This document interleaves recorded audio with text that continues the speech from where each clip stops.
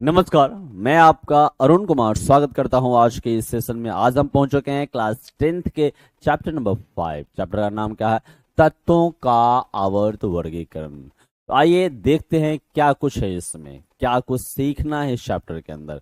अब ऐसी बात है, जैसा कि नाम है उसी से संबंधित होगा कि तत्वों को क्या किया गया होगा, सजाया गया होगा, वर्गीकृत किया गया होगा। तो क्यों किया जाता है, क्यों किया गया, किस तरीके से किया गया, ठीक है, क्या प्रॉपर्टी रखी गई, तो इन सारी बातों को समझने का हम प्रयास करेंगे, वो भी लाइन बाय लाइन। फिर दोबारा आपको पढ़ने की आवश्यकता नहीं पड़ेगी।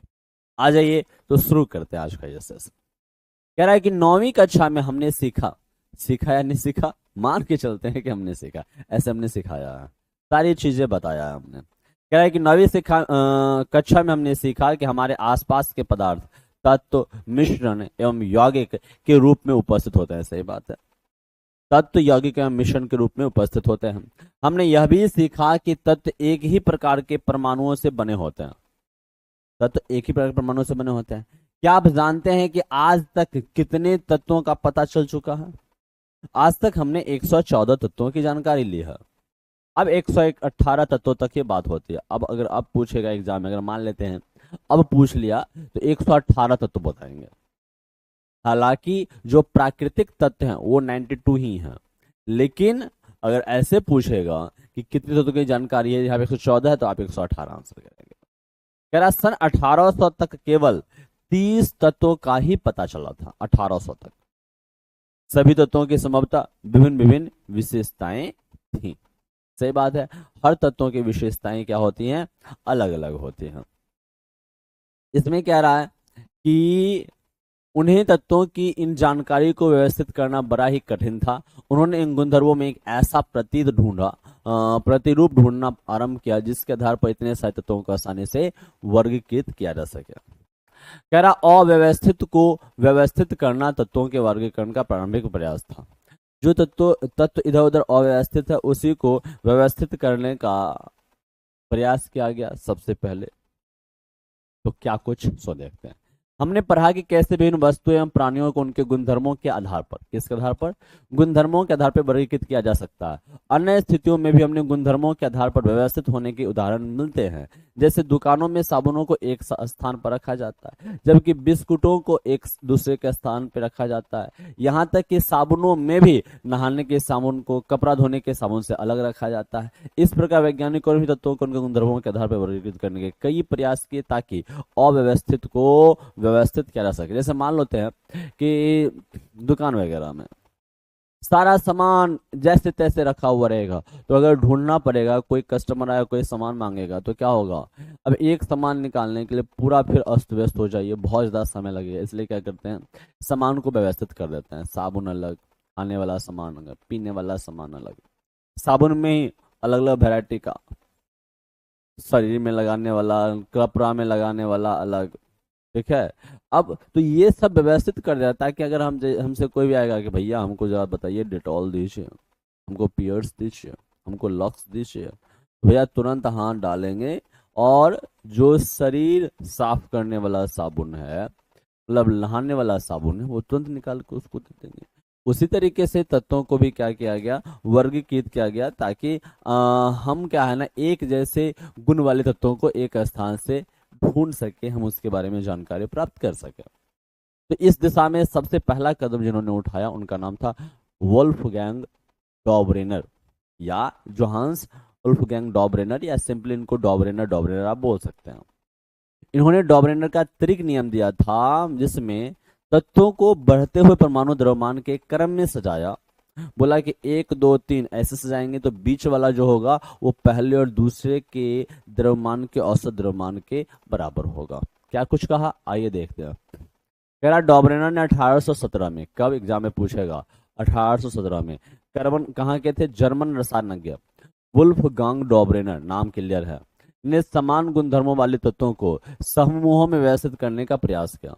तो डॉबरेनर 1817 में जो जर्मनी के थे उन्होंने क्या किया, व्यवस्थित करने का प्रयास किया। 3 3 तत्व वाले कुछ समूहों को, कितने तत्व के, 3 3, क्योंकि 3 3 तत्व लिया इसलिए उसको त्रिक नियम बोला गया। कौन सा बोला गया, त्रिक नियम। बोला है तीन तीन तत्व के समूहों को क्या किया, व्यवस्थित किया, चुना एवं उन समूहों को त्रिक कहा। डॉबरेनर ने बताया कि त्रिक के तीनों तत्व उनके परमाणु द्रव्यमान के आरोही क्रम मतलब बढ़ते क्रम में रखने पर बीच वाले तत्व का परमाणु द्रव्यमान जो है अन्य दो तत्वों के परमाणु द्रव्यमान के लगभग औसत होता है। बढ़ते क्रम में परमाणु द्रव्यमान को सजा देंगे तो बीच वाले का परमाणु द्रव्यमान बाकी दोनों के औसत के बराबर होगा। उदाहरण के लिए लिथियम हो गया, सोडियम हो गया, पोटासियम हो गया, एक त्रिक है जिनके परमाणु द्रव्यमान कैसा है 6.9। लिथियम का कितना होता है 6.9, मतलब इसको लगभग 7 आप बोल सकते हैं। सोडियम में कितना होता है 23। पोटेशियम में कितना होता है 39। अब सोचो 39 प्लस 7 कितना हो जाएगा 9 7 16 46 और 46 का एवरेज कितना होता है 23 हो गया। मतलब इस दोनों का एवरेज निकालते हैं तो क्या आ जाता है बीच वाला। ये ऐसा ही कुछ त्रिक सजाया था। अगर पूछ लेगा कितने त्रिक सजाए थे तो उन्होंने 3 त्रिक सजाया था। कितने 3। कहाँ है यहाँ है। देखो समूह ए के तत्व कौन है, समूह ए के तत्व नाइट्रोजन फास्फोरस आर्सेनिक। ये क्या हो गया 14 31 और 71। इस दोनों का एवरेज निकालेंगे ये आ जाएगा। समूह बी तीन समूह लिया था तो नाइट्रोजन फास्फोरस आर्सेनिक एक लिया, दूसरा कैल्शियम स्ट्रोंशियम और बेरियम हो गया। तो इस दोनों का एवरेज क्या होता है स्ट्रोंशियम जो देखो यहाँ पे 40 137 जो को जोड़ देंगे तो कितना होगा और उसका 2 से डिवाइड करेंगे 87 होगा। फिर क्लोरीन आयोडीन और ब्रोमीन हुआ तो इस ब्रोमीन का ये अगर इस दोनों को जोड़ देंगे तो कितना ब्रोमीन के बराबर। आप देखेंगे कि समूह बी और सी डॉबरेनर त्रिक बनाते हैं। समूह बी और सी डॉबरेनर उस समय तक ज्ञात तत्वों में केवल 3 त्रिक ही ज्ञात कर सके थे, इसलिए त्रिक में वर्गीकृत करने की पद्धति सफल नहीं रहे। ठीक है 3 त्रिक ही ज्ञात कर पाए थे। समूह ए नहीं है, चेक कर लीजिए। देखो 4 4 8 इसको 75 बोल देंगे, इसको 75 बोलेंगे और इसको 14 बोलेंगे तो 5 4 9 हो गया, 7 1 6 हो गया। इसमें 2 से डिवाइड करेंगे तो 2 3 6 हो गया, 2 चौके 8 हो गया, 2 देखो ये नहीं है, ये नहीं है क्योंकि 14 16 5 होता है और वहां पे 31 हो गया तो ये नहीं है। ठीक है तो बी और सी है। बी ये समूह बी हो गया, समूह सी हो गया और उसका लिथियम हो गया, सोडियम हो गया, पोटासियम। ऐसे तो एक समूह यहाँ हो गया, ये दूसरा ये तीसरा। तो इन्होंने 3 समूह ही 3 त्रिक दिया तो 3 त्रिक और एक त्रिक में 3 और 3 त्रिक दिया मतलब कुल 9 तत्वों को ही अपने कॉन्सेप्ट के अकॉर्डिंग उन्होंने सजा पाया। तो चूंकि सभी तत्व को सजा ही नहीं पाए इसलिए ये जो उनका कॉन्सेप्ट दिया गया था ये वैलिड नहीं हुआ, मान्य नहीं हुआ। 3 त्रिक क्या था तो देखो डॉबरेनर का त्रिक था लिथियम सोडियम पोटासियम पहला समूह, समूह ए लिथियम सोडियम पोटासियम। समूह 2 calcium strontium barium, calcium strontium barium, calcium strontium barium. समूह 3 क्लोरीन ब्रोमीन आयोडीन। क्या था क्लोरीन ब्रोमीन आयोडीन। तो 3 त्रिक दिया था लिथियम सोडियम पोटासियम। दूसरा त्रिक था calcium strontium barium, calcium strontium barium. और तीसरा त्रिक था क्या क्लोरीन ब्रोमीन आयोडीन। लेकिन ये जो 3 त्रिक दिया हुआ था इसके अलावा और अन्य त्रिक नहीं बन पाए इसलिए ये आगे नहीं बढ़ पाया। कह रहा जे डब्ल्यू डॉबरेनर जो 1780 से 1849 तक रहे ने जोहान वुल्फगांग डॉबरेनर ने जर्मनी के म्यूनसबर्ग में औषधि विज्ञान की पढ़ाई की, क्या मेडिसिन वाले में पढ़ाई की। और उसके बाद स्ट्रेसबर्ग में रसायन शास्त्र का अध्ययन किया। ठीक है फिर वे जेना विश्वविद्यालय में रसायन एवं औषधि विज्ञान के प्रोफेसर बन गए, रसायन एवं औषधि विज्ञान के प्रोफेसर बन गए। उन्होंने ही सबसे पहले प्लैटिनम, ये एग्जाम में पूछा जाता है, उन्होंने ही सबसे पहले प्लैटिनम के उत्प्रेरक के रूप में क्या प्लैटिनम को उत्प्रेरक कैटालिस्ट के रूप में पहचाना तथा समान त्रिक की खोज की जिससे तत्वों का आवर्त समीकरण सारणी का विकास हुआ। मतलब क्या बोलेगा कि प्लैटिनम को उत्प्रेरक के रूप में सबसे पहले प्रयोग किसने किया तो डॉबरेनर ने। क्या कहाँ के थे जर्मनी के थे भाई साहब। और इन्होंने सर्वप्रथम तत्वों का वर्गीकरण किसने किया तो भैया डॉबरेनर ने किया। कब किया 1817 ईस्वी में किया। ठीक है और किस सिद्धांत पर तो त्रिक सिद्धांत दिया। और कितने त्रिक दिए तो 3 त्रिक दिए। कौन कौन त्रिक थे तो लिथियम सोडियम पोटासियम, दूसरा त्रिक था कैल्शियम स्ट्रोंशियम बेरियम और तीसरा त्रिक था क्लोरीन ब्रोमीन आयोडीन। आ जाइए उसके बाद न्यूलैंड्स का अष्टक सिद्धांत आया। इसका न्यूलैंड का, ये कहाँ के थे? इंग्लैंड के थे। कह रहा है कि डॉबरेनर के प्रयासों ने दूसरे रसायनज्ञों को तत्वों के गुणधर्मों का उनके परमाणु द्रव्यमान के साथ संबंध स्थापित करने के लिए प्रोत्साहित किया। जब एक कोई कुछ कर लेता है ना, जैसे दोहरा शतक एक मार लिया, तो भाई अब सब मारने लगे। तिहरा शतक उसी तरीके से होता है। 1886 ईस्वी में अंग्रेज वैज्ञानिक ने जॉन न्यूलैंड्स ने ज्ञात तत्वों को परमाणु द्रव्यमान के आरोही क्रम में व्यवस्थित किया। समझिएगा द डॉबरेनर ने कब क्या था? 1817 ईस्वी में। डॉबरेनर ने कब किया? 1817 ईस्वी में किया। जबकि न्यूलैंड्स ने कब किया? डॉबरेनर ने कब किया? 1817 ईस्वी में। न्यूलैंड्स ने कब किया? 1866 ईस्वी में। डॉबरेनर 1817, उसके बहुत साल के बाद 1866 ईस्वी में, 1866 में न्यूलैंड्स ने किया। डॉबरेनर कहाँ के थे? जर्मनी के थे। कहाँ के थे? जर्मनी के थे। जबकि न्यूलैंड्स कहाँ के थे भैया? ये इंग्लैंड के थे। ठीक है, ये कैसा दिया था? तो त्रिक नियम दिया था। कितना? त्रिक, 3 तत्वों को सजाया था। और इन्होंने क्या दिया था? अष्टक नियम दिया था, 8 तत्वों को सजाया था। और ये दोनों ने परमाणु द्रव्यमान के बढ़ते क्रम में ही सजाया था। आइए क्या कह रहा है सो देखते हैं। कह रहा सन 1866 में अंग्रेज वैज्ञानिक जॉन न्यूलैंड्स ने ज्ञात तत्वों के परमाणु द्रव्यमान के आरोही क्रम में व्यवस्थित किया।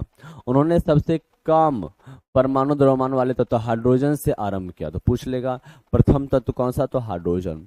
और 56वें तत्व थोरियम पर इसे समाप्त किया। तो एग्जाम में ये पूछा ही जाता है, ये वीवीआई क्वेश्चन है, पूछा जाता है कि सर न्यूलैंड्स के जो अष्टक नियम है उसके प्रथम तत्व कौन से है। फिर आपसे पूछ लेगा प्रथम तत्व कौन सा है? तो प्रथम तत्व है हाइड्रोजन। पूछ लेगा अंतिम तत्व कौन सा है? तो ये है क्या? थोरियम। लेकिन ये भी पूछ लिया जाता है, लेकिन इनका नियम खुद का ही नियम लागू कौन से तत्व तक हुआ? तो कैल्शियम तक हुआ। तो ये बोल रहा है कि हाइड्रोजन से प्रारंभ किया और 56वें तत्व थोरियम पर समाप्त किया। उन्होंने पाया कि प्रथम 8वें तत्वों का गुणधर्म जो होता है पहले तत्व के गुणधर्म के समान होता है। क्या होता है? पहले तत्व के गुणधर्म के समान है। उन्होंने इनकी तुलना संगीत के अष्टक से की, जैसे सारे गामा पधा नी के बाद फिर से सा आता है, इसलिए उन्होंने अष्टक का सिद्धांत कहा। न्यूलैंड्स का अष्टक सिद्धांत के नाम से जाना जाता है। न्यूलैंड्स के अष्टक में लिथियम सोडियम के गुणधर्म समान थे। लिथियम और सोडियम के गुणधर्म समान थे।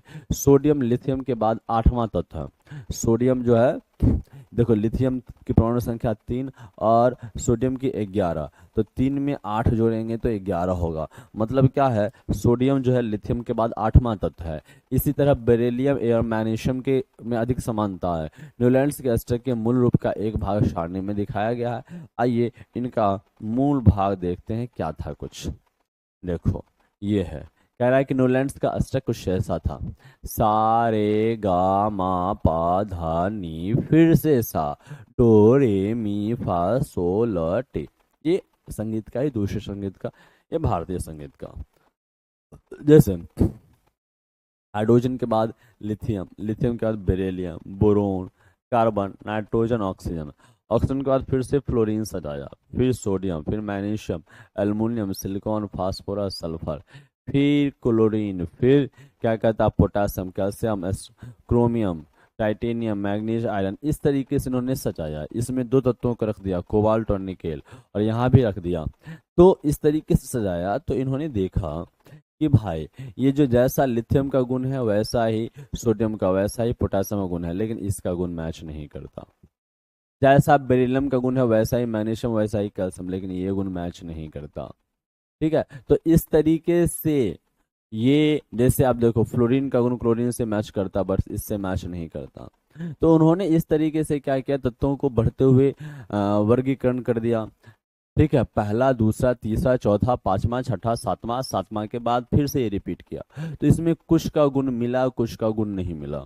इसलिए ये भी जो अष्टक नियम था ये भी लंबे समय तक नहीं चल पाया। कुछ समय के बाद मेंडलीफ की आवर्त सारणी आ गई, लेकिन सजाया तो इन्होंने। ठीक है, पूछ लेता है एग्जाम में कि किसको किसको एक साथ रख दिया, तो याद रखिएगा कोबाल्ट और निकेल को। कोबाल्ट और निकेल को हाइड्रोजन के साथ रख दिया था, ये इनका ड्रॉबैक था।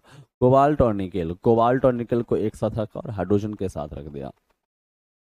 चलिए नेक्स्ट पे आते हैं, क्या कह रहा है सो देखो। कह रहा है कि क्या आप संगीत के सुरों से परिचित हैं? हाँ थोड़ा बहुत तो है। कह रहा भारतीय संगीत प्रणाली में संगीत के 7 सुर होते हैं, सा रे गा मा पा धा नी, फिर सा रे गा मा पा धा नी। पाश्चात्य संगीत में लोग इन सुरों को ऐसे उपयोग करते हैं, डो रे मी फा सोल ला टी। सुर के स्केल पूर्ण टोन अर्ध टोन आवृत्ति अंतराल से अलग किए गए होते हैं। इन सुरों का उपयोग कर कोई संगीतकार संगीत की रचना करता है। स्पष्ट है कि कुछ सुर बार बार दोहराए जाते हैं। प्रत्येक आठवां सुर पहले सुर जैसा होता है तथा अगली पंक्ति का पहला सुर वो होता है। ठीक है, तो इसी गुण पे इन्होंने क्या किया, तत्वों को सजाया। कह रहा है कि ऐसा देखा गया कि अष्टक का सिद्धांत, डॉबरेनर ने जो अष्टक का सिद्धांत दिया, वो अष्टक का सिद्धांत केवल कैल्शियम तक ही लागू हुआ। तो वही हमने बताया था, अगर पूछ लेगा कहाँ तक इनका सिद्धांत लागू हुआ, तो कैल्शियम तक। कह रहा है क्योंकि कैल्शियम के बाद प्रत्येक 8वें तत्व का गुणधर्म पहले तत्व से नहीं मिल रहा था। न्यूलैंड्स ने कल्पना की कि प्रकृति में केवल 56 तत्व विद्यमान है। न्यूलैंड्स ने कल्पना की, उन्होंने बताया कि अभी प्रकृति में 56 तत्व ही विद्यमान है तथा भविष्य में कोई अन्य तत्व नहीं मिलेगा। ठीक है, बट ऐसा तो है नहीं, भविष्य में क्या चीज का खोज होगा ये किसी को थोड़ी ना पता है। लेकिन बाद में कई तत्व खोजे गए जिनके गुणधर्म अष्टक सिद्धांत से मेल नहीं खाते थे, इसलिए ये और भी फेल हो गया। फिर अपने सारणी में तत्वों को समांजित करने के लिए न्यूलैंड्स ने 2 तत्वों को एक साथ रख दिया। 2 तत्वों को आपने देखा जो 2 जगह रखा था, और कुछ असमान तत्वों को भी एक स्थान पर रख दिया, जैसे हाइड्रोजन के साथ कोबाल्ट निकल रख दिया। ठीक है, जबकि गुण मैच नहीं करता फिर भी रख दिया। ठीक है, कह रहा है सारणी 500 ऐसे उदाहरण ढूंढ सकते हैं। ध्यान दीजिए कि कोबाल्ट और निकेल एक साथ में है और इन्हें एक साथ उसी स्तंभ में रखा गया जिसमें फ्लोरीन, क्लोरीन, ब्रोमीन है। यद्यपि इनके गुणधर्म इन दोनों तत्वों से भिन्न है, बिल्कुल भिन्न है। आयरन, कोबाल्ट ये सब क्या है, निकेल ये सब क्या, लौह चुंबकीय है। ठीक है, और संक्रमण धातु है, जबकि ये फ्लोरीन, क्लोरीन, ब्रोमीन ये सब क्या है, हैलोजन है भाई। ठीक है, कहता है यद्यपि इनके गुणधर्म दोनों से अलग हैं। आयरन और कोबाल्ट निकेल से दूर रखा गया जबकि इनके गुणधर्म समान है। आयरन का गुणधर्म कोबाल्ट निकेल के साथ मैच करता है, उसको दूर कर दिया, जबकि कोबाल्ट निकेल का गुणधर्म फ्लोरीन, क्लोरीन, ब्रोमीन से नहीं मैच करता, फिर भी उसके पास रख दिया। मतलब क्या है ना, इन्होंने सजाया लेकिन इनका रूल सब जगह तक लागू नहीं हो पाया। लागू कहाँ तक हो गया, केवल हल्के तत्वों तक ही ठीक ठीक लागू हो पाया। तो एग्जाम में पूछेगा हल्के तत्व तक लागू हुआ, कम द्रव्यमान वाले, और किस तक, तो कैल्शियम तक ही लागू हुआ था। उसके आगे इनका जो नियम था, अष्टक नियम था, ये लागू नहीं हो पाया। इतनी बात समझ में आई क्या? अभी तक हमने 2 पढ़ा, एक डॉबरेनर जो 1817 में जिन्होंने दिया, उन्होंने त्रिक दिया था, 3 त्रिक नियम दिया था, कुल 9 तत्वों को ही पूरी तरीके से सजा पाए थे। और कहता है कि बीच वाले का जो द्रव्यमान होगा वो औसत होगा प्रथम और अंतिम के। उसके बाद हमने देखा कौन सा, न्यूलैंड्स का अष्टक नियम। अष्टक नियम में हमने देखा कि लगातार बढ़ते क्रम में तत्वों को सजाया जाता है परमाणु द्रव्यमान के, तब 8वें तत्व का गुण पहले तत्व के समान होता। बोल रहा है कि अव्यवस्थित से व्यवस्थित करना मेंडलीव की आवर्त सारणी। तो आपसे एग्जाम में पूछ लेगा प्रथम आवर्त सारणी किसने दिया, तो मेंडलीव ने, क्योंकि आवर्त का जो चर्चा है ना मेंडलीव नहीं किया था। ठीक है, उससे पहले प्रथम वर्गीकरण पूछेगा तो डॉबरेनर ने किया, त्रिक नियम पूछेगा डॉबरेनर ने किया, अष्टक नियम पूछेगा तो न्यूलैंड्स ने किया। लेकिन प्रथम आवर्त सारणी तत्वों का प्रथम वर्गीकरण पूछेगा तो डॉबरेनर, लेकिन प्रथम आवर्त सारणी तो भाई मेंडलीव साहब ने। इन्होंने लगभग चीजों को वर्गीकृत कर दिया नियम कानून से। न्यूलैंड्स के अष्टक सिद्धांत को अस्वीकार होने के बाद भी कई वैज्ञानिकों ने ऐसे प्रतिरूपों की खोज जारी रखी जिससे तत्वों के गुणधर्मों का उनके परमाणु द्रव्यमान के साथ संबंध स्थापित हो सके।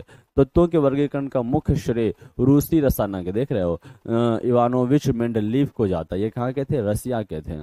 कह रहा तत्वों के आवर्त सारणी के प्रारंभिक विकास में उनका प्रमुख योगदान रहा। उन्होंने अपने सारणी तत्वों को उनके मूल गुणधर्म, परमाणु द्रव्यमान और रासायनिक गुणधर्मों समानता के आधार पर व्यवस्थित किया। उन तत्वों का मूल धर्म क्या है, उसका परमाणु द्रव्यमान क्या है और रासायनिक गुणधर्म क्या है, उसमें समानता के आधार पर क्या क्या व्यवस्थित किया। ध्यान में रहेगा क्या? चलो, किन्होंने, तो भैया मेंडलीव ने। तो ये मेंडलीव के बारे में थोड़ा देख लेते हैं। दमित्री इवानोविच मेंडलीव 1834 से 1907 तक रहे।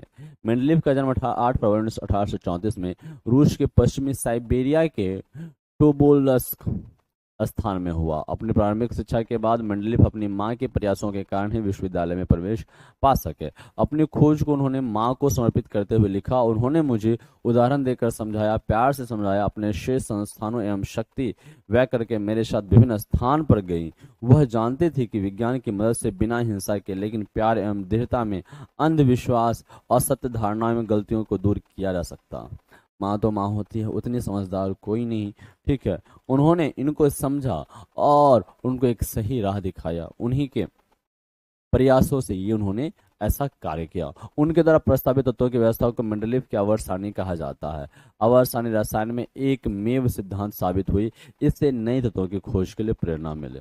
भाई सब इन्होंने बोला कि भैया और भी नए तत्व खोजे जा सकते हैं, ऐसा नहीं है कि सारे तत्व खोजे जा चुके हैं, इसलिए इन्होंने कुछ खाली स्थान भी छोड़ा। तब जाके भविष्य में जब नए नए तत्व खोज हुए तो उस खाली स्थान में भरे जा चुके। ठीक है, तो इन्होंने एक बहुत बढ़िया जो है योगदान दिया। कह रहा जब मेंडलीफ ने अपना कार्य आरंभ किया तब 63 तत्व ज्ञात थे।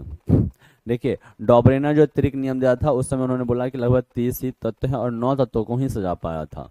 न्यूलैंड्स ने 56 तत्वों को मतलब 56 तत्वों तक ही सजाया था और वही मेंडलीफ ने 63 तत्वों को सजाया और बोला कि भविष्य में और भी खोजे जाएंगे।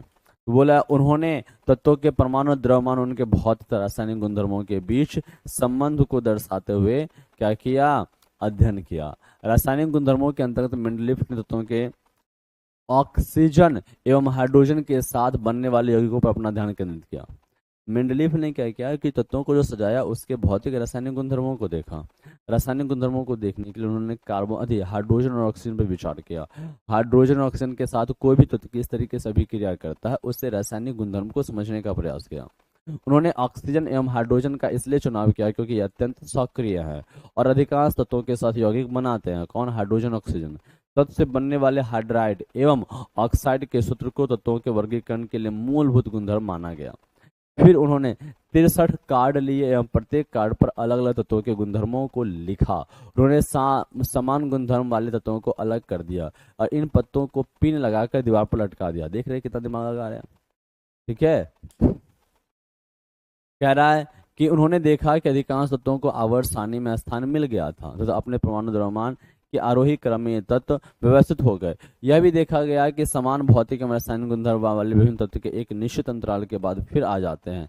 इसी आधार पर मेंडलीफ ने आवर्त सारणी बनाई जिसका सिद्धांत तत्वों के गुणधर्म उनके परमाणु द्रव्यमान का आवर्तफलन होता है। उन्होंने क्या किया, उस समय तक जितने तत्व मौजूद थे जैसे कि 63 तत्व मौजूद थे तो उन्होंने क्या किया, सभी तत्व के भौतिक और रासायनिक गुण का परीक्षण किया, समझा बूझा और उसको कार्डबोर्ड 63 कार्डबोर्ड पर लिया और सबको गुणधर्म के हिसाब से सभी तत्वों को व्यवस्थित कर दिया। तो और अपना जो दीवार था उस पर बढ़िया से कार्डबोर्ड पे चिपका दिया। देखा कि एक जैसा गुण वाला एक पास में आ गया है और कुछ समय अंतराल के बाद उसमें भी गुणधर्म रिपीट हो रहा है। तो इसलिए उन्होंने एक लाइन बोला और ये एग्जाम में पूछा जाता है। उन्होंने बोला कि मेंडलीफ ने आवर्त सारणी बनाई जिसका सिद्धांत है तत्वों के गुणधर्म जो होते हैं उसके परमाणु द्रव्यमान का आवर्त फलन होता है। ये बात किसने कहा? तो ये मेंडलीफ ने कहा। मेंडलीफ का आवर्त सारणी किस सिद्धांत पे काम करता है? तो इसी सिद्धांत पे काम करता है कि तत्वों के गुणधर्म उनके परमाणु द्रव्यमान का आवर्त फलन होता है। एग्जाम में पूछा जाएगा। याद रखिएगा, अभी तक मेंडलीफ तक जितने ने आविष्कार किया, खोजा, सजाया, डॉबरेनर हो, न्यूलैंड्स हो या मेंडलीफ हो, इन सभी ने परमाणु द्रव्यमान को केंद्र में रखा और तत्वों को परमाणु द्रव्यमान के बढ़ते क्रम में सजाया था। बोला है कि मेंडलीफ के आवर्त सारणी में ऊर्ध्व स्तंभ ऐसे सीधा स्तंभ है उसको ग्रुप या समूह बोला और जो क्षैतिज स्तंभ है उसको पीरियड या फिर आवर्त बोला।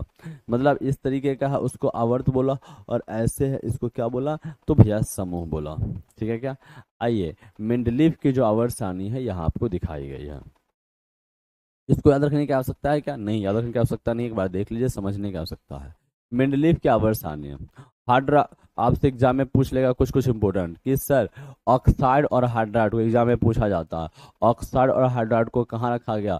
तो ऊपर रखा गया, आवर्त सारणी के ऊपर। एग्जाम में पूछेगा कहाँ रखा गया? ऊपर। देखिए oxide hydride, oxide hydride, oxide hydride, oxide hydride, तो पूछ लिया जाता है मेंडलीफ आवर्त सारणी में हाइड्राइड ऑक्साइड को कहाँ रखा गया? ऊपर। ये जो देख रहे हैं ऊपर से नीचे, ये क्या है, ये आपको यहाँ पे दिया हुआ है, इसे समूह होता है, और ये वाला क्या होता है, आवर्त होता है। ओके, तो 1 2 3 4 5, ये क्या है, समूह 1, समूह 2, समूह 3, समूह 4, समूह 5, 6 7 8, 8 समूहों में इन्होंने क्या क्या वर्गीकृत किया। इसमें देखा कि बहुत सारे का गुण मैच कर जाता है इन्होंने जब वर्गीकृत किया तो। जैसे कि देखिएगा hydrogen, lithium, sodium, potassium, rubidium, ये सब का गुण मैच करा। कॉपर का हालांकि मैच नहीं किया, बट ये सबका तो मैच कर गया लगभग। देखो बेरिलियम, मैग्नीशियम, कैल्शियम, एस्ट्रॉन्शियम, देखो इस सब का गुण लगभग मैच करता है।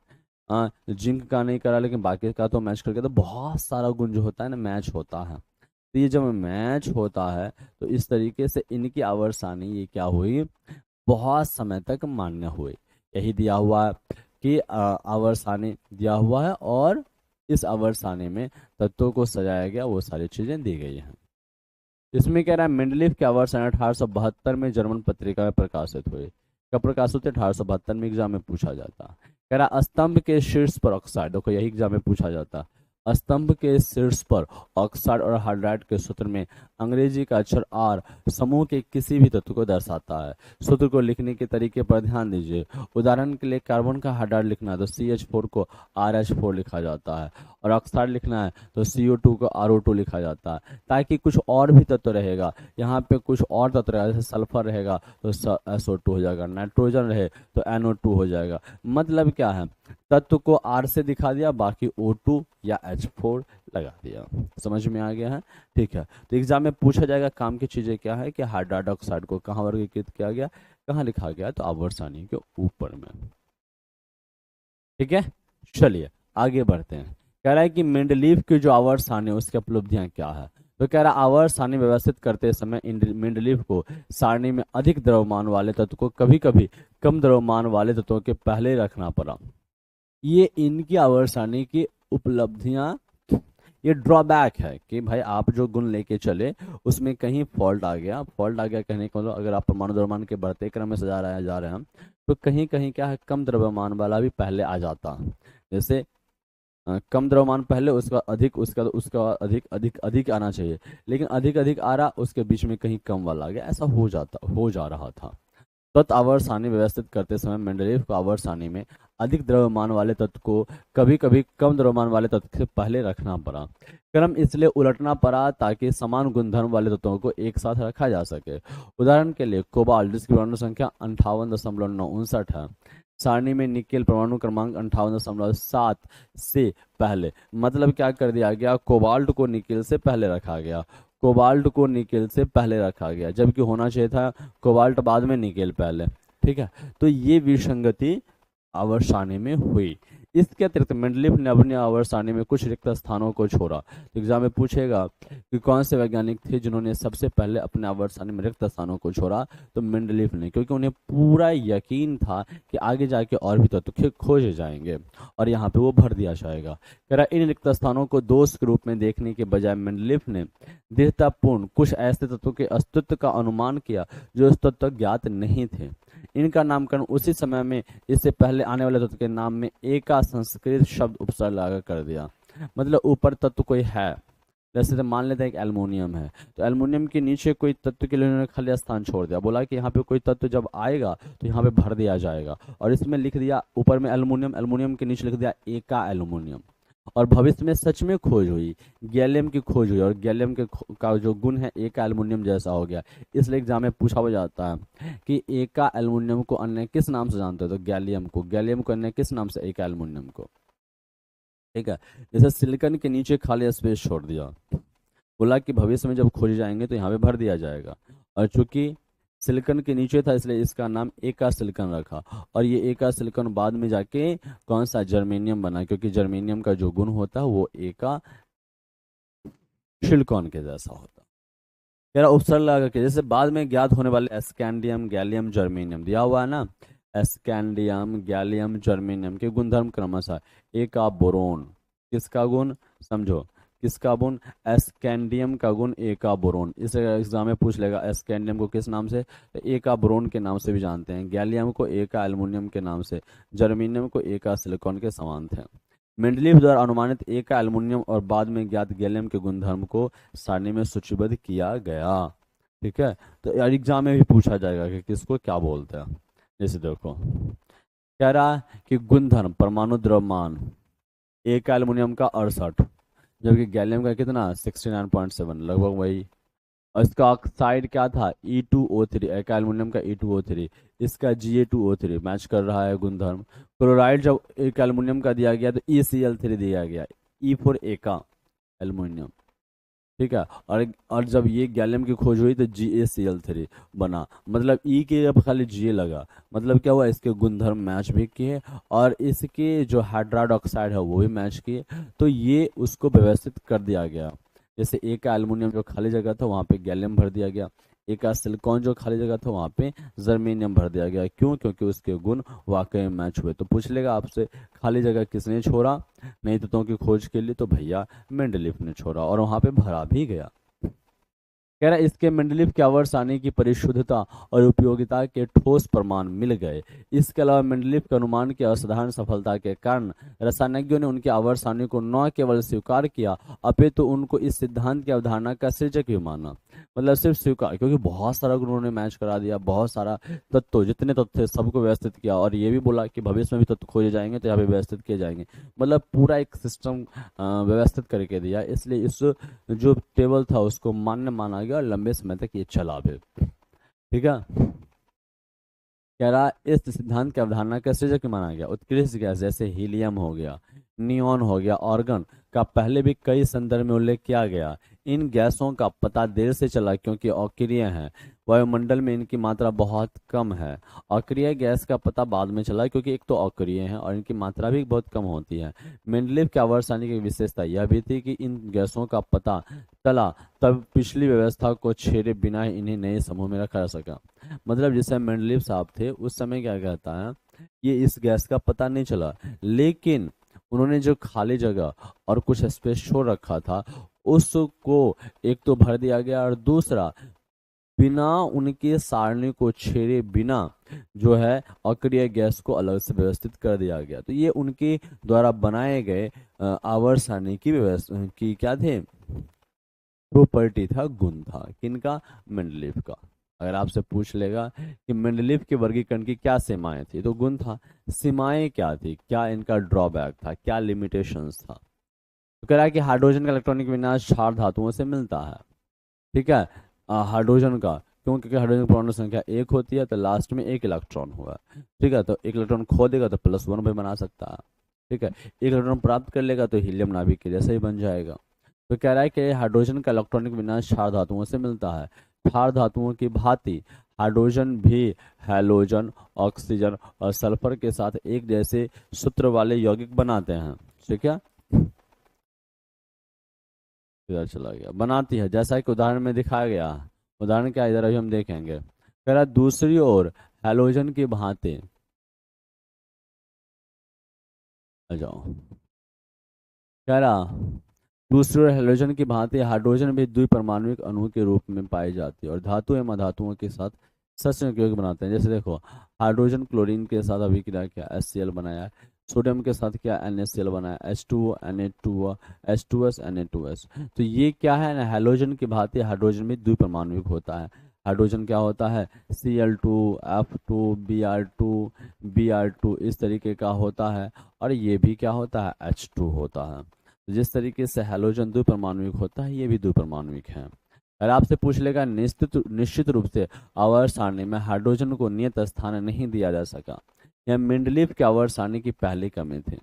मतलब अगर आपसे पूछ लेगा कि क्या इसमें मेंडलीव के आवर्त सारणी में हाइड्रोजन को एक निश्चित स्थान मिला है क्या, तो नहीं मिला। ये इनकी सबसे बड़ी पहली और कमी थी, वो अपनी आवर्त सारणी में हाइड्रोजन को सही स्थान नहीं दे पाए। मेंडलीव के तत्वों के आवर्त वर्गीकरण तैयार होने के पर्याप्त समय बाद समस्थानिकों का पता चला। मतलब जब मेंडलीव ने आवर्त सारणी बना दिया तो उसके बहुत समय के बाद आइसोटॉप्स समस्थानिक का पता चला, इसलिए इस चीज को व्यवस्थित नहीं किया जा सका। हम जानते हैं कि किस तत्व के समस्थानिकों के रासायनिक गुणधर्म क्या होते हैं, समान होते होते हैं, लेकिन इनके परमाणु द्रव्यमान क्या होते हैं, भिन्न भिन्न होते हैं। समस्थानिक किसको बोलते हैं, समस्थानिक उसको बोला जाता है जिनके रासायनिक गुणधर्म तो समान होते हैं लेकिन परमाणु द्रव्यमान क्या है, भिन्न भिन्न होते हैं। परमाणु द्रव्यमान क्या होते हैं, भिन्न भिन्न। तो परमाणु संख्या समान होते हैं, परमाणु द्रव्यमान भिन्न भिन्न होते हैं। जैसे कि क्लोरीन के समस्थानिक, क्लोरीन 35, क्लोरीन 37 पर विचार कीजिए। ये क्लोरीन के समस्थानिक है। बोला उनके परमाणु द्रव्यमान भिन्न भिन्न होने के कारण क्या आप उन्हें अलग अलग रखेंगे, बिल्कुल नहीं। रासायनिक गुणधर्म समान होने के कारण आप दोनों का एक ही स्थान पर रखेंगे ना, हाँ बिल्कुल। क्योंकि उनके गुणधर्म समान होते हैं तो एक जगह पे रखना पड़ेगा, लेकिन पता तो होगा कि कौन सा किसका समस्थानिक है। इस प्रकार सभी तत्वों के समस्थानिक मेंडलीव के आवर्त सारणी के लिए एक चुनौती थी। दूसरी समस्या यह थी कि एक तत्व से दूसरे तत्व की ओर आगे बढ़ने पर परमाणु द्रव्यमान नियमित रूप से नहीं बढ़ते थे। कभी कभी क्या होता था कि कम परमाणु द्रव्यमान वाला आगे आ जाता था।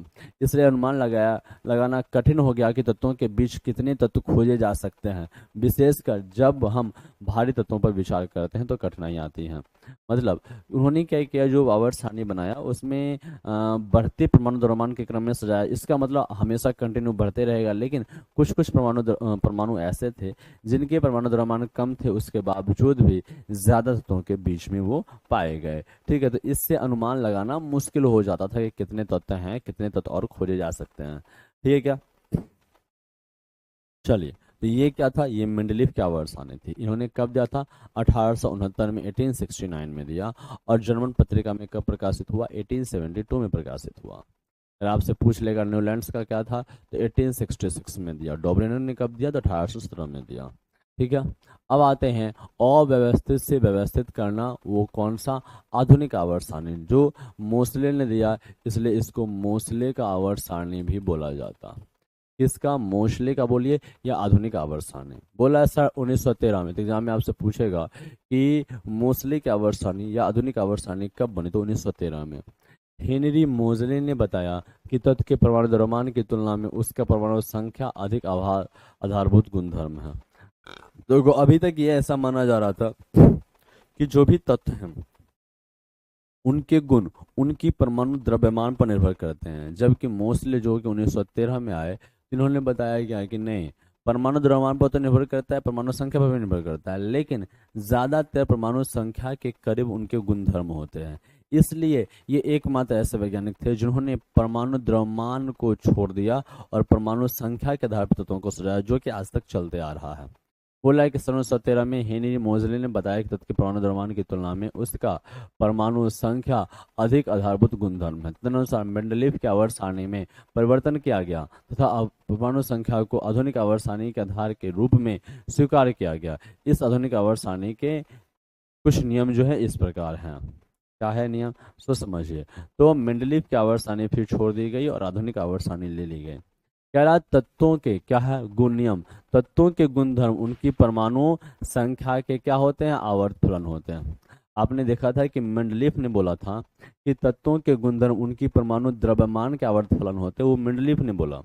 लेकिन अगर आपसे पूछ लेगा मोजले ने क्या बोला, कि तत्वों के गुणधर्म उनकी परमाणु संख्या के आवर्त फलन होते हैं। ठीक है, बोला है कि आप जानते हैं कि परमाणु संख्या से हमें परमाणु के नाभिक में उपस्थित प्रोटॉनों की संख्या का पता चलता है, और एक तत्व से दूसरे तत्व तक बढ़ने पर संख्या में एक ही बढ़ोतरी होती है। मतलब एक से दूसरे तत्व में जाएंगे तो एक एक ही बढ़ेगा ना परमाणु संख्या, तो कोई कंफ्यूजन नहीं होगा कि कहीं आगे में कम द्रव्यमान वाला आ गया तत्व, तो ऐसा कंफ्यूजन ना होगा, क्योंकि परमाणु संख्या तो कंटिन्यू बढ़ते जाएगी। कह रहा तत्वों को उनकी परमाणु संख्या जड़ के आरोही क्रम में व्यवस्थित करने पर जो वर्गीकरण प्राप्त होता है उसे आधुनिक आवर्त सारणी कहा जाता है। तत्वों के परमाणु संख्या के आरोही क्रम में व्यवस्थित करने पर तत्वों के गुणधर्मों को अधिक परिशुद्धता से अनुमान लगाया जा सका। तत्वों को बढ़ते हुए परमाणु क्रमांक के क्रम में सजाया, जो सारणी प्राप्त हुई उसे क्या बोला गया, आधुनिक आवर्त सारणी। किसने दिया, हेनरी मोजले ने दिया। क्या कब दिया, तो 1913 ईस्वी में दिया। और किस सिद्धांत पे, तो परमाणु संख्या के बढ़ते क्रम में सजाया। उन्होंने बताया कि तत्वों के जो रासायनिक गुणधर्म होते हैं वो परमाणु संख्या के आवर्त फलन होते हैं। कह रहा आप देख सकते हैं कि आधुनिक आवर्त सारणी में मेंडलीव की आवर्त सारणी के तीनों कमियों को सुधारा गया। आधुनिक आवर्त सारणी तत्वों के स्थान किन बातों पर निर्भर करता है, यह जानने के बाद हम हाइड्रोजन की असंगत स्थिति की चर्चा करेंगे। उन्होंने एक हाइड्रोजन की स्थिति को दिया, एक जगह दिया। दूसरा, जो समस्थानिक था उस समस्थानिक को स्थान नहीं मिला था, क्योंकि खोज भी नहीं हुई थी उस समय तक। किस समय तक, मेंडलीव तक, तो इन्होंने स्थान दिया। तीसरा, जो खाली जगह उन्होंने छोड़ दिया था वो खाली जगह यहाँ पे भरे जा सके। तो जो कमियां थी किसकी, मेंडलीव की, वो दूर कर दी गई किसमें, आधुनिक आवर्त सारणी में। अब कह रहा आधुनिक आवर्त सारणी में तत्वों की स्थिति, कह रहा आधुनिक आवर्त सारणी में 18 ऊर्ध्व स्तंभ है। ठीक है, ऊपर से नीचे कैसे 18 है, ऐसे ऐसे 18 है, और ऐसे ऐसे ऐसे ऐसे कितना है, 7 है। बोला है कि जिन्हें समूह कहा जाता है, 7 36 पंक्तियां, जिन्हें क्या कहा जाता है, आवर्त कहा जाता है। आइए देखते हैं कि किसी समूह अथवा आवर्त में तत्वों की स्थिति किस प्रकार निर्भर करती है। ठीक है, कह रहा है कि आधुनिक आवर्त सारणी के समूह एक में उपस्थित तत्वों के नाम बताइए। समूह एक के पहले 3 तत्वों के इलेक्ट्रॉनिक विन्यास लिखे। इन तत्वों के इलेक्ट्रॉनिक विन्यास में क्या समानता है, इन तत्वों में कितने संयुक्ता इलेक्ट्रॉन है। ठीक है, आइए देखते हैं।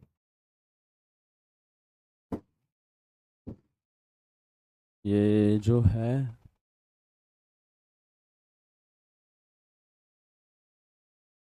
आइए इसको देखते हैं। दिख रहा है क्या आपको, देखो इसमें क्या है, आप देख रहे होंगे, इसमें इस तरीके से तत्वों को वर्गीकरण किया गया। ये आधुनिक आवर्त सारणी है। ये क्या है, आधुनिक आवर्त सारणी है। ये इस तरीके से दिया हुआ, इस तरीके से होना चाहिए था। ये आपको प्रॉपर दिख नहीं रहा होगा। ठीक है, ये समूह एक है, ये समूह दो है, 3 4 5 6 7 8 9 10 11 12 13 14 15 17 18 समूह तो समूह बोलते हैं। ये आवर्त है। ये आवर्त 1 2 3 4 5 6 7 हो गए। ठीक है, ये है। ओके, तो ये क्या है, और एक धातु होते हैं, उपधातु और अधातु, तीनों को वर्गीकृत किया गया। आपसे एग्जाम में पूछेगा कि टेढ़ी मेढ़ी रेखा क्या करता है, धातुओं को अधातुओं से अलग करते हैं, एग्जाम में पूछा जाता है। ठीक है क्या, आइए।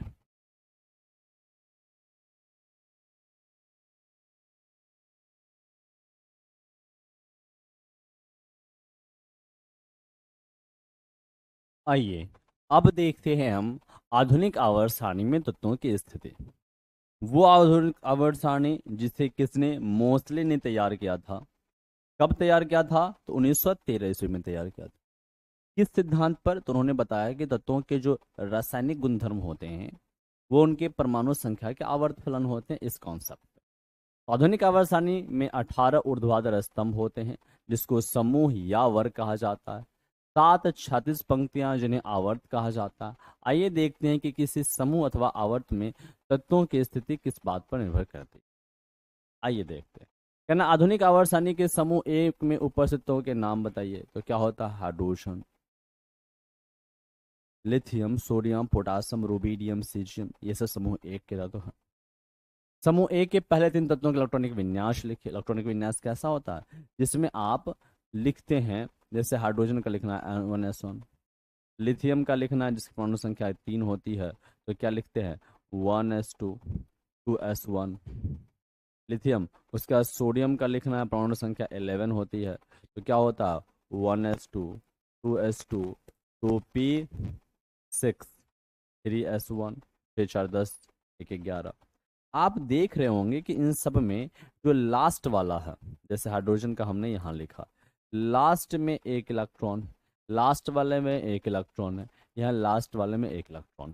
तो चूंकि लास्ट में जो इलेक्ट्रॉन होता है भाई, संयोजी सेल में जो इलेक्ट्रॉन होता है उसे वो क्या बोलते हैं, संयोजकता। तो आप खुद बता पाएंगे कि जो समूह एक के तत्व हैं उसकी संयोजकता कितनी होती है, एक। इसलिए ये समूह एक का तत्व है। इसका मतलब जो जिस समूह में है उसके हिसाब से उसकी संयोजकता डिसाइड होती है। जो आधुनिक आवर्त सारणी है वो कुछ इस प्रकार है। आपके सामने में दिया गया है आधुनिक आवर्त सारणी का एक चित्र, जिसमें आपने देखा कि यहाँ पे क्या है। तो भाई ये है आपको समूह एक। जिस समूह एक को बोलते हैं क्षारीय समूह बोला जाता है। क्या बोला जाता है, क्षारीय समूह। और समूह दो को बोला जाता है क्षारीय मृदा समूह। क्या बोला जाता है, अर्थ अल्कलाइन मेटल। ये जो समूह 17 है उसको क्या बोलते हैं हम लोग, हैलोजन समूह बोलते हैं, हैलोजन। समूह 18 है उसको निष्क्रिय समूह बोला जाता। ये है hydrogen, helium, lithium, potassium, rubidium, caesium, francium. समूह 2 में है beryllium, magnesium, calcium, strontium, barium, radium. उसी तरीके से समूह 3 है स्कैंडियम है, यट्रियम है, उसी तरीके से है। ये क्या है, ये एस ब्लॉक का तत्व है, ये वाला पी ब्लॉक का तत्व है, ये वाला डी ब्लॉक का तत्व है, और ये वाला जो है एफ ब्लॉक का तत्व है। इस डी वाले ब्लॉक वाले तत्व को बोलते हैं संक्रमण धातु बोला जाता है, ट्रांजिशन एलिमेंट, संक्रमण धातु बोला जाता है। बाईं तरफ जो होता है, ये बाईं तरफ धातु होता है, दाईं तरफ मुख्य रूप से धातु होता है।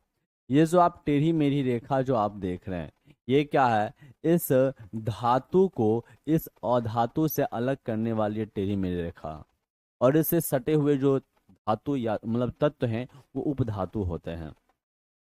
ठीक है।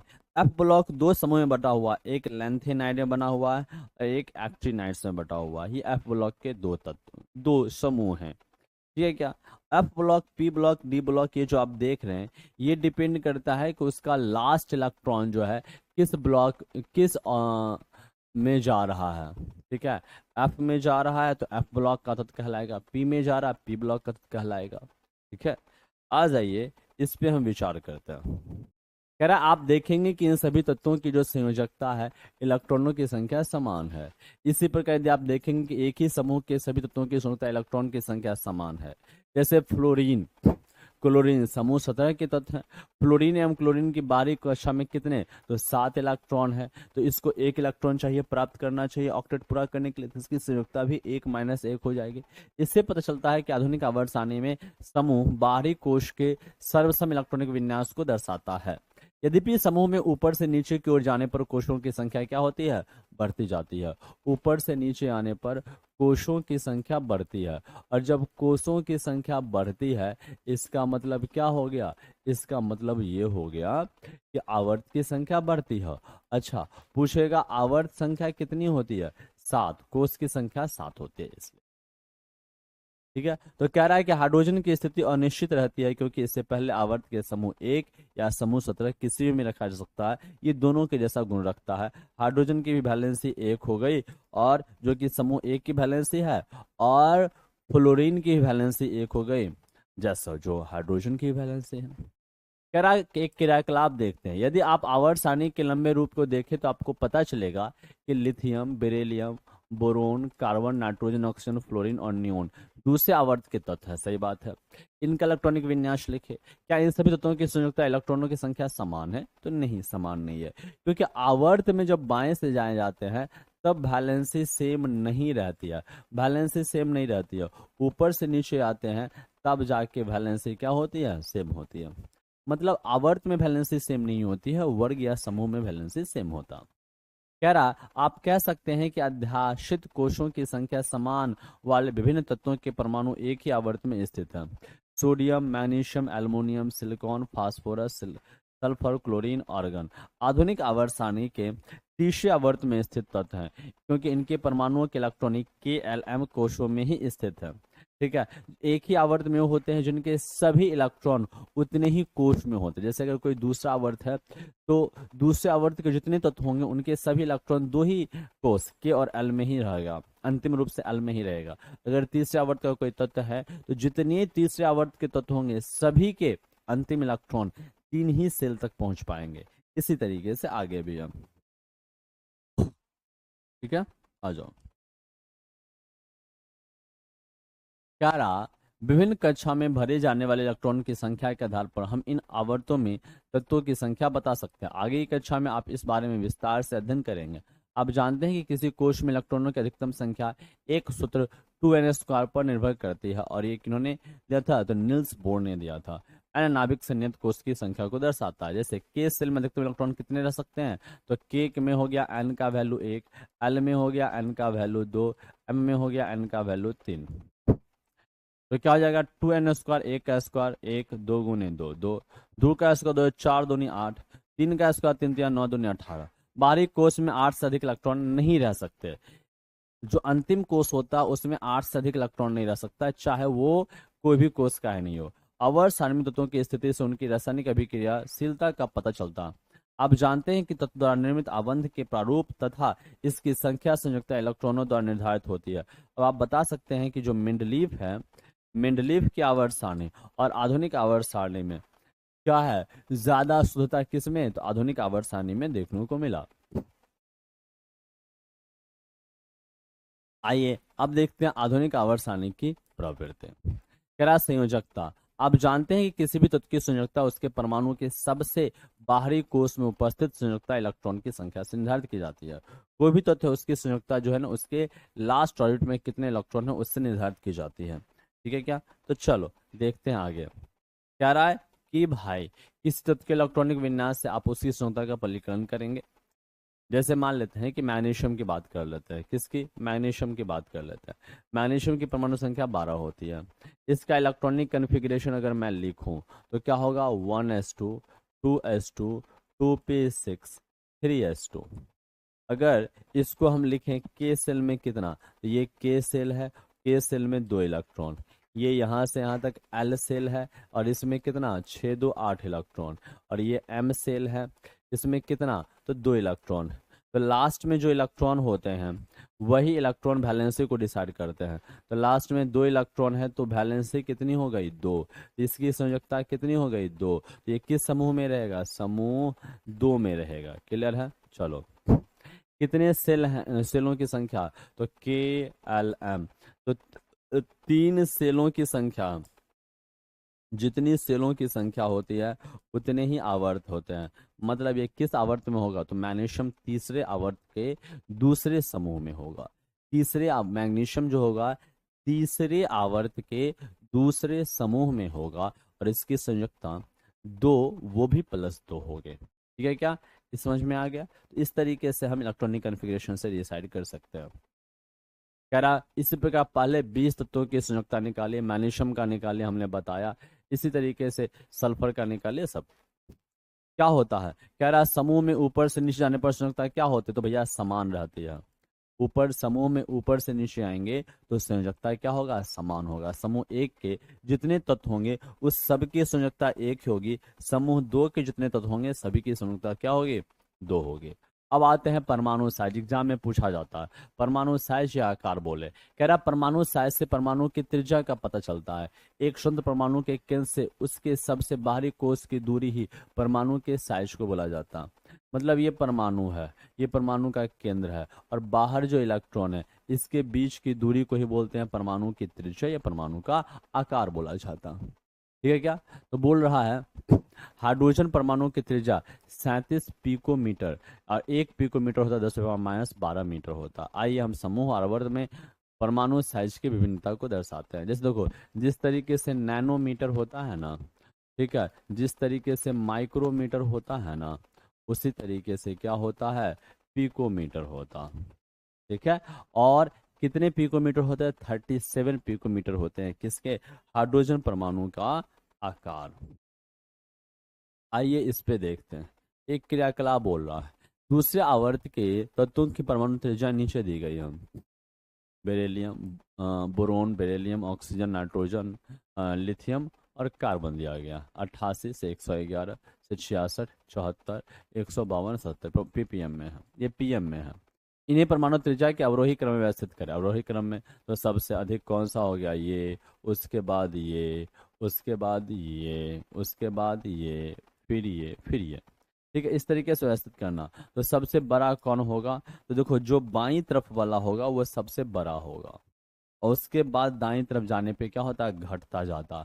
अगर आप देखेंगे कि आवर्त में बाईं से दाईं ओर जाने पर परमाणु त्रिज्या क्या होती है, घटती है। आप किसी आवर्त में बाएं से दाएं जा रहे हैं, या आवर्त लेटी हुई लाइन को आवर्त बोलते हैं, बाएं से दाएं जाना है तो त्रिज्या क्या होती है, या परमाणु का आकार क्या होगा, घटेगा। ये याद रखिएगा। ठीक है, और ऊपर से नीचे आते हैं, ये तो आवर्त था, लेकिन ये समूह में ऊपर से नीचे आते हैं तो त्रिज्या या आकार क्या होगा, बढ़ेगा। ठीक है, तो इस तरीके से होता है। अगर आपको ध्यान में रखना है अन्य तरीके से तो आप ऐसे याद रख सकते हैं।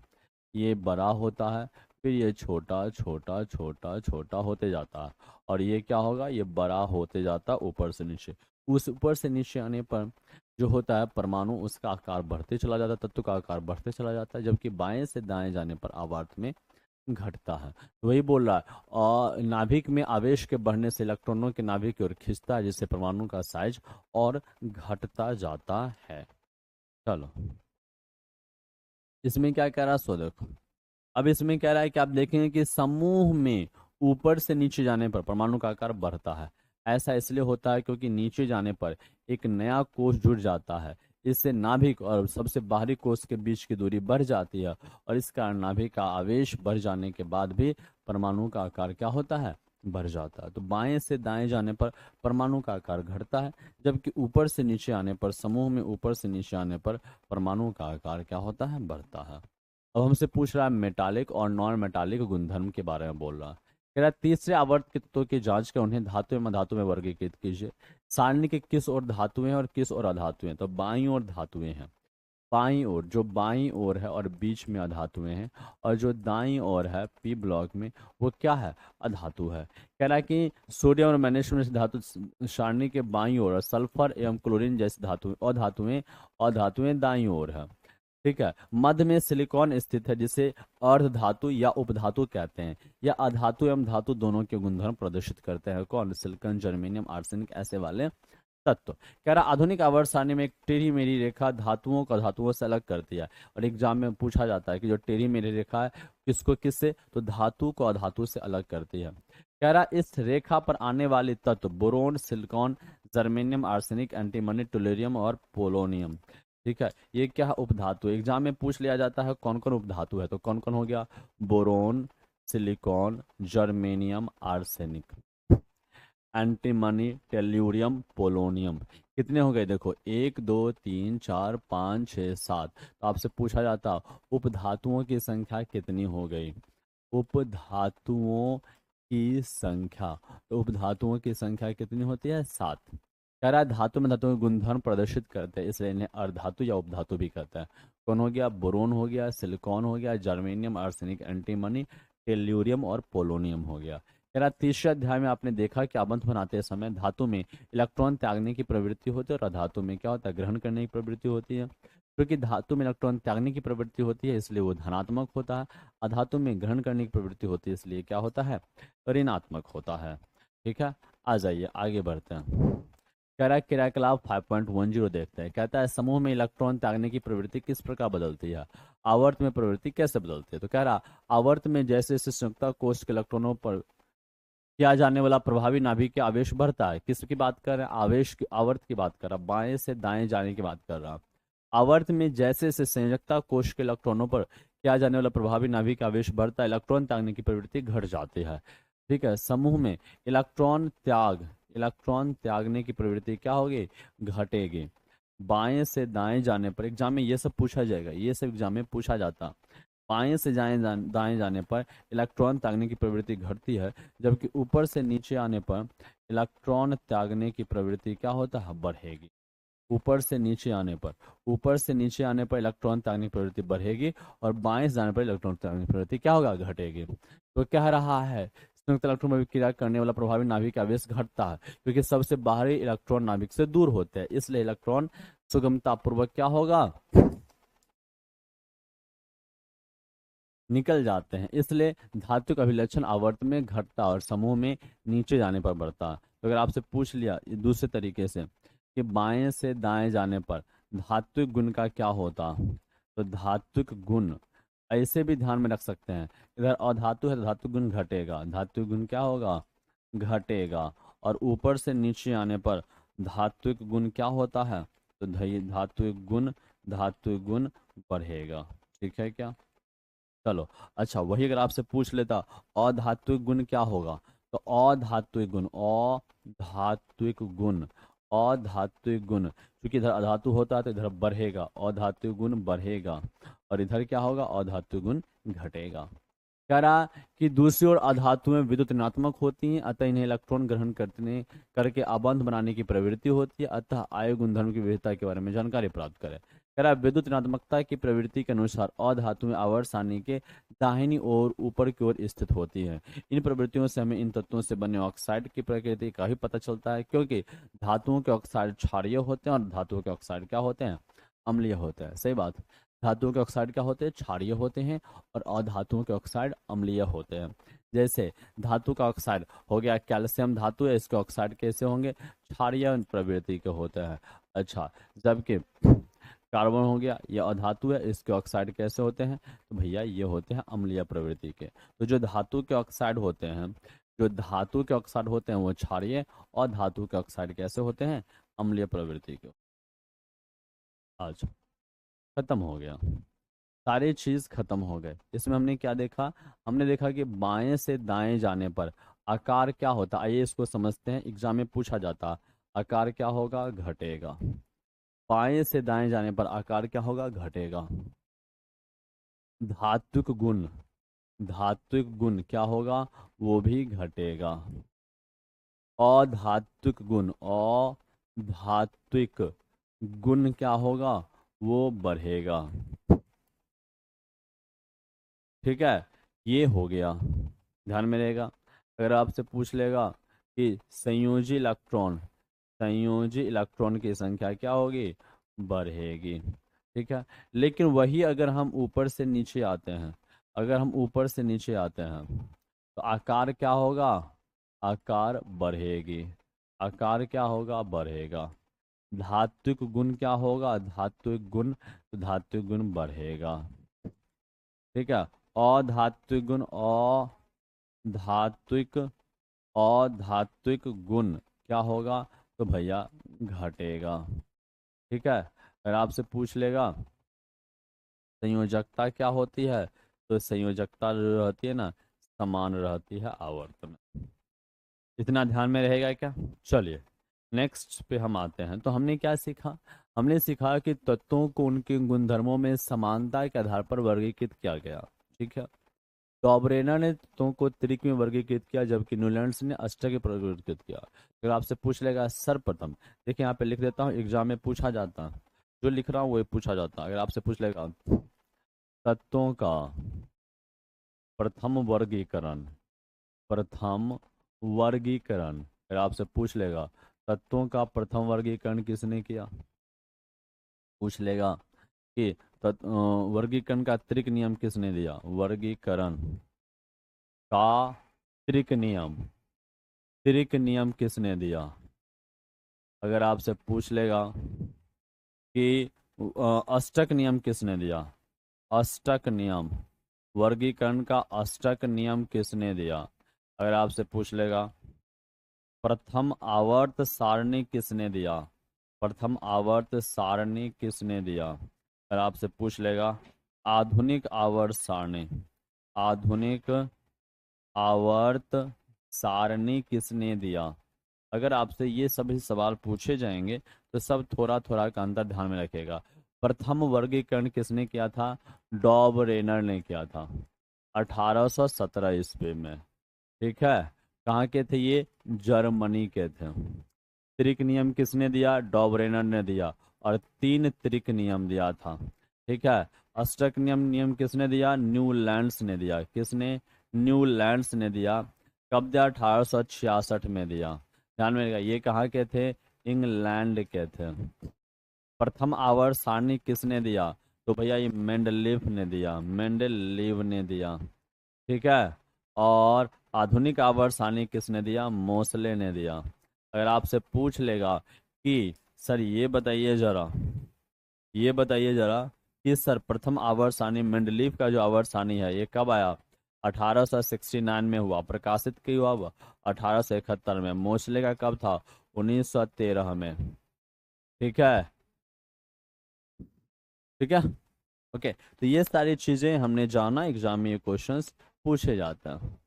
कह रहा कि मेंडलीफ ने आवर्त सारणी में खाली स्थान के आधार पर नए तत्वों की भविष्यवाणी की, और उसी में सिलिकॉन के नीचे एक सिलिकॉन छोड़ दिया गया जो जर्मेनियम भरा, एल्युमिनियम के नीचे एक एल्युमिनियम छोड़ दिया जो गैलियम हुआ। कह रहा तत्वों को परमाणु द्रव्यमान के आरोही क्रम में व्यवस्थित करने से होने वाली विसंगतियां परमाणु संख्या के आरोही क्रम में व्यवस्थित करने से दूर हो गई। जो पहले परमाणु द्रव्यमान में व्यवस्थित करते थे, जो दिक्कतें आ रही थी, वही दिक्कत दूर हो गई जब परमाणु संख्या के क्रम में हमने सजाया। तत्वों के इस आधारभूत गुणधर्म अर्थात संख्या की खोज किसने की? मोजले ने की। आधुनिक आवर्त सारणी तत्वों का 18 ऊर्ध्वाधर, ऊपर से नीचे 18 हुआ, बाएं से दाएं 7 आवर्त हुए। 36 पंक्ति को आवर्त कहते हैं। इस प्रकार व्यवस्थित तत्व परमाणु साइज, संयोजकता, संयोजन क्षमता और धात्विक एवं अधात्विक अभिलक्षण जैसे गुणधर्म क्या हो गए? आवर्तिता प्रदर्शित किया। जिसमें किसमें? तो भैया आधुनिक आवर्त सारणी में। तो इस चैप्टर में जितनी चीजें थी हमने एक रफ्तार मेंटेन करते हुए आपको सारा कुछ समझा दिया। मुझे उम्मीद है कि ये सेशन आपको पसंद आया होगा। रफ्तार इसलिए रखा है, एक मेंटेन रखा है, ताकि आपके कम समय में आपको ज़्यादा से ज़्यादा समय मतलब डेटा दिया जा सके। हमने वो चीज़ें बातें बताई जो एनसीईआरटी में लिखी हुई थी लाइन बाय लाइन। तो आज के लिए हम इतना ही रखते हैं। मिलते हैं अगले क्लास में अगले किसी चैप्टर के साथ। तब तक के लिए खुद का ख्याल रखें, स्वस्थ रहें, व्यस्त रहें, मस्त रहें। Bye bye, take care, bye.